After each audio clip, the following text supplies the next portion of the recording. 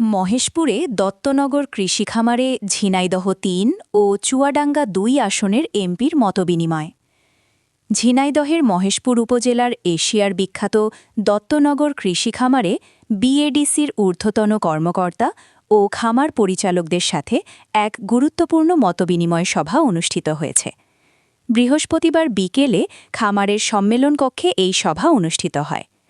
উক্ত মতবিনিময় সভায় উপস্থিত ছিলেন ঝিনাইদহ ৩ আসনের সংসদ সদস্য অধ্যাপক মতিয়ার রহমান এবং চুয়াডাঙ্গা ২ আসনের সংসদ সদস্য অ্যাডভোকেট রুহুল আমিন।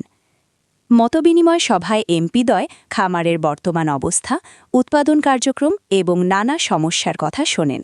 বিশেষ করে শ্রমিকদের স্বার্থ সংশ্লিষ্ট বিষয় এবং খামারের উন্নয়ন নিয়ে দীর্ঘ আলোচনা করা হয়। এ সময় তারা বিএডিসির যুগ্ম পরিচালক কামরুজ্জামান এবং দত্তনগরাবস্থিত ৫টি খামারের পরিচালকদের বিভিন্ন দিক নির্দেশনা প্রদান করেন। ঝিনাইদহ ৩ আসনের সংসদ সদস্য অধ্যাপক মতিয়ার রহমান নিরপেক্ষতার উপর বিশেষ গুরুত্বারোপ করেন।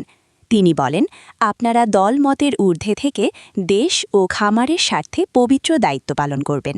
কোনো শ্রমিককে দলীয় বিবেচনায় হয়রানি বা ছাঁটাই করা যাবে না।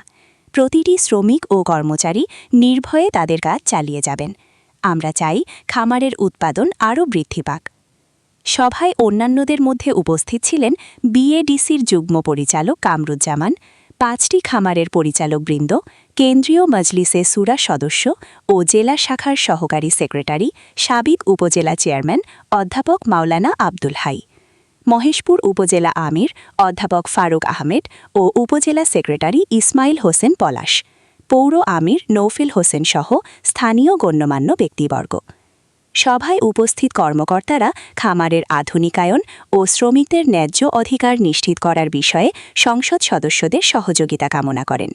এমপিদ্বয় খামারের সামগ্রিক উন্নয়নে সম্ভাব্য সব ধরনের সহায়তার আশ্বাস প্রদান করেন। এমটিভি বাংলা, রমজান আলী, মহেশপুর।